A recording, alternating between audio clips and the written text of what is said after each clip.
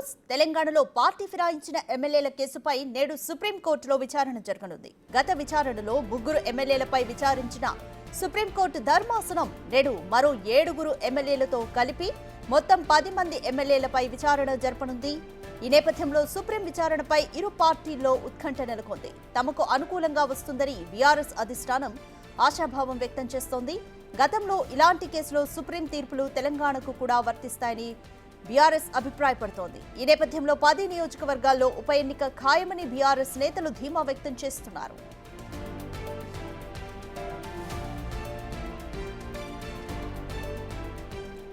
మరోవైపు supreme court case ఎదుర్కొనేందుకు party మారిన ఎమ్మెల్యేలు సిద్ధమయ్యారు. అయితే ఇప్పటికే పార్టీ మారిన 10 మంది ఎమ్మెల్యేలకు వివరణ ఇవ్వాలని స్పీకర్ నోటీసులు జారీ చేశారు.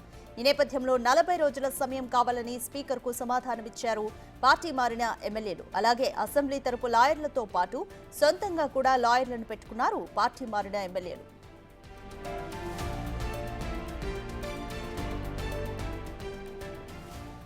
తెలంగాణలో పార్టీ ఫిరాయించిన ఎమ్మెల్యేల కేసుపై నేడు సుప్రీంకోర్టులో విచారణ జరగనుంది. అయితే గత విచారణలో 3 ఎమ్మెల్యేలపై విచారించిన ధర్మాసనం నేడు ఇంకో 7 ఎమ్మెల్యేలతో కలిపి మొత్తం 10 మంది ఎమ్మెల్యేల గురించి విచారణ జరపనుంది.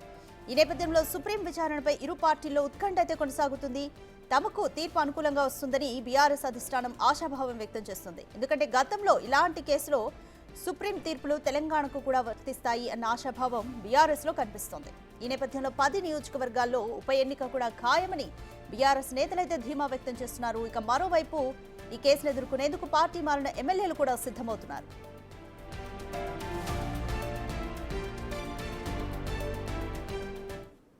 మోర్ డీటెయిల్స్ మా ప్రతినిధి శివ ఢిల్లీ నుంచి అందిస్తారు. శివ, అయితే ఇప్పుడు ఈరోజు సుప్రీంకోర్టులో పార్టీ ఫిరాయించిన ఎమ్మెల్యేలపై కేసు విచారణ జరగబోతుంది. పార్టీ మారిన ఎమ్మెల్యేలు కూడా దీనికి కౌంటర్ అటాకింగ్ సిద్ధమయ్యారు. ఎటువంటి అటాకింగ్ చేయబోతున్నారు అనుకోవచ్చు?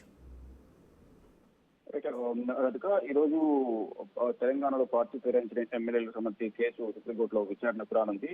2 నంబర్ కోర్టులో 64వ కేసుగా నమోదైంది. పార్టీ ఫిరాయించిన ఎమ్మెల్యేలపై కేసుపై సుప్రీంకోర్టు విచారణ జరుపుతున్న నేపథ్యంలో ఇరు వర్గాలకు సంబంధించిన లాయర్లు కూడా వాదనలు వినిపించేందుకు సిద్ధంగా ఉన్నారు. మరోవైపు ఎవరైతే పార్టీ ఫిరాయించారో వారు కూడా సుప్రీంకోర్టులో పిటిషన్ దాఖలు చేసినట్టు తెలుస్తోంది. ఇక గతంలో సుప్రీంకోర్టు విచారణపై ఇరు పార్టీలు కూడా ఉత్కంఠ కొనసాగుతుంది. ఎవరైతే బీఆర్ఎస్ లో గెలిచి కాంగ్రెస్ లోకి వెళ్లారో వారిపై అనర్హత వేయాలంటూ కూడా గతంలో హైకోర్టులో కూడా పిటిషన్ దాఖలు చేశారు. అక్కడి నుంచి మళ్ళా సుప్రీంకోర్టుకు బీఆర్ఎస్ నేతలు కేటీఆర్ అలాగే కౌశిక్ రెడ్డి సుప్రీంకోర్టును ఆశ్రయించారు.